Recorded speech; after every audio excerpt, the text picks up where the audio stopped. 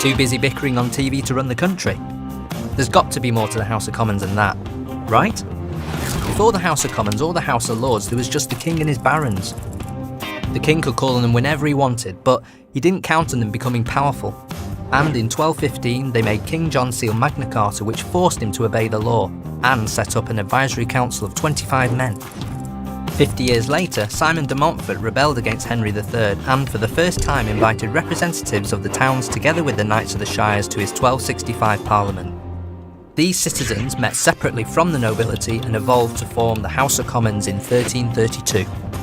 So, now there are two houses, the House of Commons and the House of Lords. As the rights of the people increased, the king and nobility became less powerful, and the balance of power eventually swung to the Commons.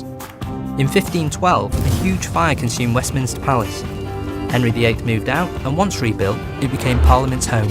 Parliament still works from Westminster today and has three parts: the House of Commons, the House of Lords and the monarchy. Members of the House of Commons are elected by you and me. Every 5 years we elect representatives to run the country on our behalf, which means we run the country. Kinda. It's easy to run as a candidate. You just have to be 18, not in prison and not a lord. Oh, and also, you can't be the monarch. Ever since Charles I burst in on the chamber uninvited, no king or queen has been allowed in. So, what does the House actually do all day?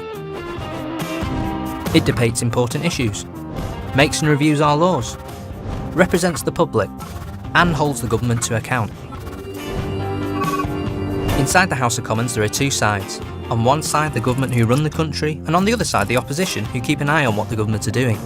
The chamber only has 437 seats for over 600 members, so MPs have to pack in for big debates. The Commons Speaker sits at the head of the room to maintain order. The Prime Minister leads the government and appoints ministers to form a cabinet. You'll see them on the front bench. It's the government that introduces most of the ideas for new laws and changes to old ones. The opposition questions and challenges the government. All MPs split their time between the House of Commons and their constituency. Often MPs have to figure out what's best for their party or what's best for the local people they represent, even the ones who didn't vote for them. There are lots of ways the government is held to account. Every week, for half an hour, the Prime Minister comes to the House of Commons to answer questions from MPs. It's dramatic, it's heated, and it's this that gets the most viewers tuning in. But it's not just the PM in the hot seat. MPs get to question ministers from all government departments. And then there are select committees where MPs spend a lot of time reviewing the policies and spending of government. This is called scrutiny. They speak to experts and the public to understand how laws affect our everyday lives. This work helps the government shape their policies.